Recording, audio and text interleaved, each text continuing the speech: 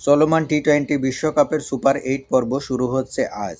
তবে ম্যাচ মাঠে গড়ানোর আগে সুপার 8-এর ফরম্যাট নিয়ে চলছে আলোচনা-সমালোচনার ঝড়। প্রিসিডিং ফরম্যাটের কারণে 4টি গ্রুপ সেরা দল সুপার 8-এ একই গ্রুপে পড়েছে, আর রানার আপ দলগুলো অন্য গ্রুপে, যা সুপার 8-এ তৈরি করেছে ভারসাম্যহীনতা।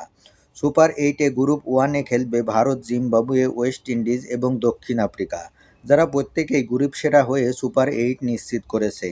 বিপরীতে গ্রুপ 2-তে রাখা হয়েছে গ্রুপের 4 রানার আপ দল পাকিস্তান, শ্রীলঙ্কা, ইংল্যান্ড এবং নিউজিল্যান্ডকে, যার ফলে গ্রুপ সেরা হওয়া 4 দলের 2টি দল সেমিফাইনালের আগেই ছিটকে যাবে।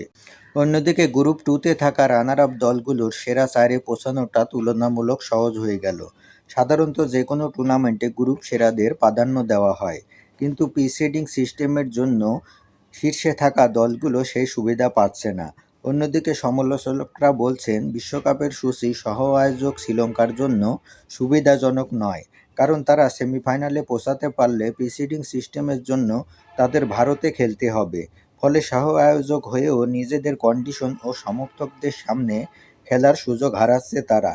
কিন্তু আইসিসি তাদের এমন সিদ্ধান্তকে লজিস্টিক চ্যালেঞ্জ মোকাবেলার দোহাই দিয়ে যৌক্তিক করার চেষ্টা করছে। অবশ্য এই সিস্টেম এবারই প্রথম নয়।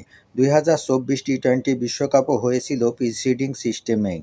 তবে ক্রীড়ার ন্যায্যতা লজিস্টিক সিস্টেমের আগে আসা উচিত। সুপার 8-এর ম্যাচ শুরুর আগে তাই ক্রিকেট প্রেমীদের সমালোচনার মুখে বিশ্ব ক্রিকেটের নিয়ন্ত্রক সংস্থা আইসিসি।